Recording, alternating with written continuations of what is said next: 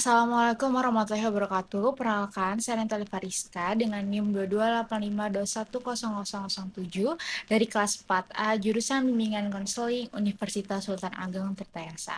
Pada video kali ini, saya akan menjelaskan mengenai bimbingan karir yang ada di sekolah menengah atas atau SMA.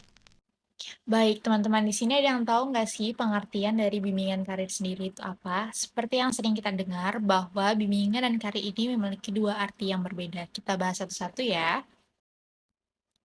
Yang akan pertama kita bahas yaitu adalah bimbingan. Jadi bimbingan merupakan suatu proses bentuk bantuan yang diberikan kepada seorang individu agar dapat mengenal dirinya, mengatasi masalah yang dihadapinya seperti masalah karir dan mengembangkan kemampuannya secara optimal.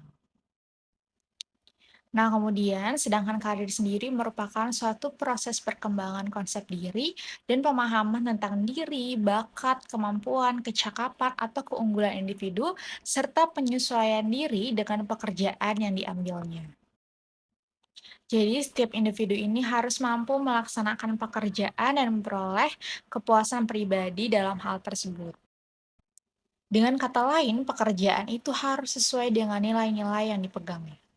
Setelah kita bahas satu persatu mengenai bimbingan karir, kita akan bahas mengenai pengertian bimbingan karir tersebut.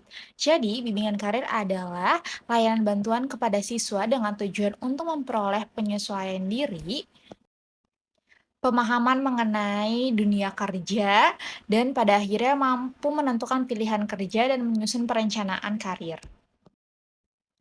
Kemudian tujuan dari adanya bimbingan karir adalah untuk meningkatkan kontribusi sumber daya manusia terhadap organisasi dalam rangka mencapai produktivitas organisasi yang bersangkutan.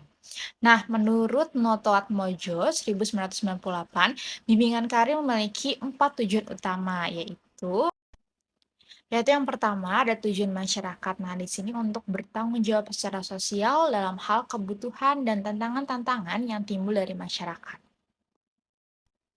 Jadi suatu organisasi yang berada di tengah-tengah masyarakat ini diharapkan mampu membawa manfaat.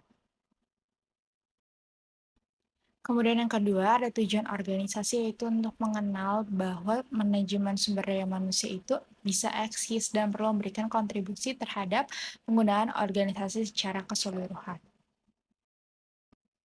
Kemudian yang ketiga ada tujuan fungsi yaitu untuk memelihara kontribusi bagian-bagian lain agar mereka atau karyawan dalam tiap bagian melaksanakan tugasnya secara optimal.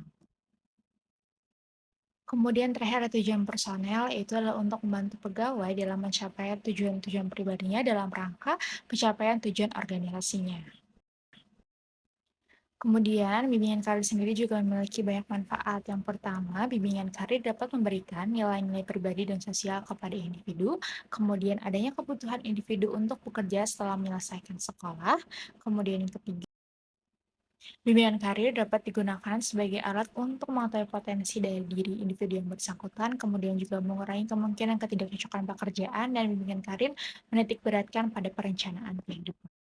Kemudian di sini kita akan bahas lebih rinci lagi mengenai bimbingan karir yang ada di SMA. Nah, jadi adanya bimbingan karir di sekolah menengah atas atau SMA ini merupakan bagian dari bimbingan konseling di SMA yang mana mengandung konsekuensi kepada tugas dan peran seorang konselor.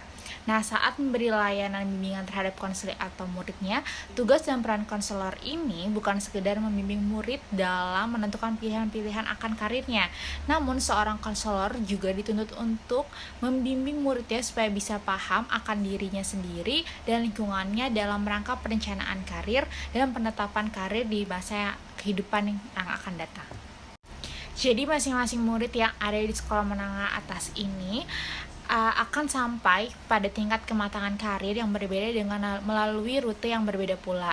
Nah, jadi misalkan ya lancar atau tidak lancarnya. Jadi ketika melakukan kegiatan bimbingan karir ini harus mempunyai 3 penekanan. Yang pertama mendorong perkembangan karir, kemudian juga menyediakan perlakuan dan membantu penempatan yang mengacu kepada perpindahan pelajar ke tingkat pendidikan selanjutnya atau kehidupan pekerjaan.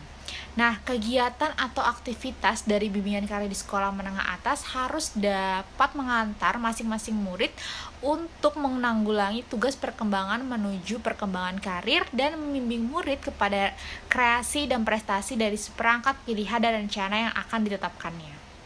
saja pembahasan mengenai bimbingan karir yang ada di sekolah menengah atas atau SMA. Semoga bermanfaat. Kurang lebih mohon maaf. Wassalamualaikum warahmatullahi wabarakatuh.